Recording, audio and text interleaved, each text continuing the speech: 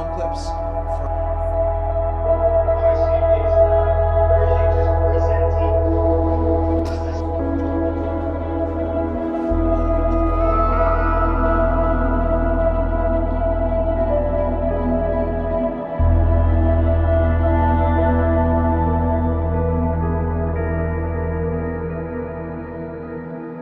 I was looking at footage for with an executive producer, and I said to her, "Do you feel hot?" And she goes, "No." I ran out into the hallway. I feel hot, and meanwhile, I was having a brain attack. Nobody could ask for anything great.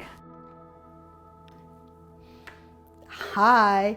My name is Donna Capella from Maplewood, New Jersey, and I'm with the Link program. Come this way, I want to show you where I edit. I worked in the financial industry for 20 years, I think. I worked at Goldman Sachs, then I worked for Arthur Andersen, and Arthur Andersen went out of business because they had a little problem called Enron. 85,000 people around the world lost their job. I was like, I don't know what I want to do with my life, but I was editing like furiously my mother and father's 50th anniversary video, and I caught the video bug from that. Hi, my name is John Novick. I'm 22 years old and I live in Sunnyside, Queens, which is here. I grew up in a small town called Fishkill in New York. It's in the Hudson Valley area. Was raised there my entire life. I ended up going to college at SUNY New Paltz, which is only 40 minutes away from where I grew up. So recently I graduated and moved for the first time outside of that little 845 area code, and I came down here to New York City. And when that happened, I started to have these encounters with people and with people. People taking pictures with their phones, people laughing, people staring, people pointing me out to their friends, things like that. I never experienced, I don't think in my entire life, sitting down in a place and having to constantly rear my head around to make sure no one's taking a picture of me. God bless the little people. Yeah. I always said the little people. I didn't know if they had little people. I said, well, And it's something that more recently than ever I've had to factor into my life because I need to continue to live it. And the best way I can do that is to be myself and not a dwarf. What's your name? Diane. Diane, nice to meet you. I'm John. Be careful with cars. Oh yeah, I'm very careful. I know, it can be dangerous. It was around Thanksgiving time, and I was just coming out of work, and I walked by this high school, and then all of a sudden I just feel a whoosh of air go by my head. And before I realized it, one of them had actually run up behind me and jumped over me while all their friends watched, laughed, potentially recorded, and it was done. And there was nothing I could do about it. I don't think I've ever felt more powerless in my entire life. And you wish you were filming? Yeah. This was before I thought of the project. This is when I started thinking of the project. It was that moment. See, then I would put it underneath, and that way I could get the whole wrapping experience without interfering with the lens.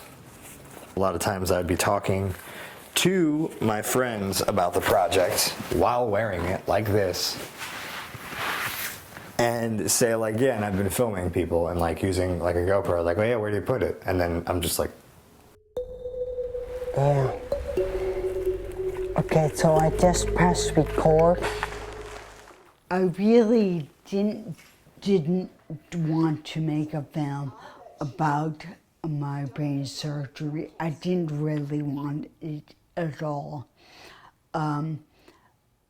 But the second side is I really feel strongly that I want people to understand what it means to be brain injured. I need a plumber! I need a plumber! Okay, and your name, your last name? I couldn't walk. I could not walk. I couldn't pee. I couldn't do anything. I never faced this. Only went ahead. Only went ahead. And I never looked back. But now I have to look back, and it's like picking at the wound. So my sister shaved my head.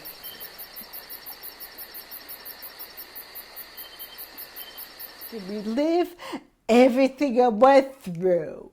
Everything. But I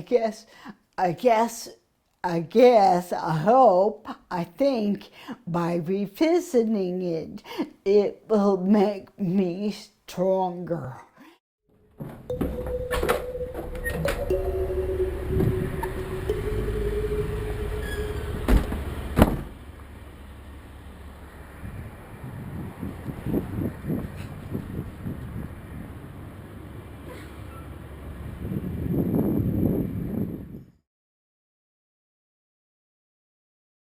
I would just be loading up cards and cards and cards with shots, and eventually I started to lose interest, like this isn't happening.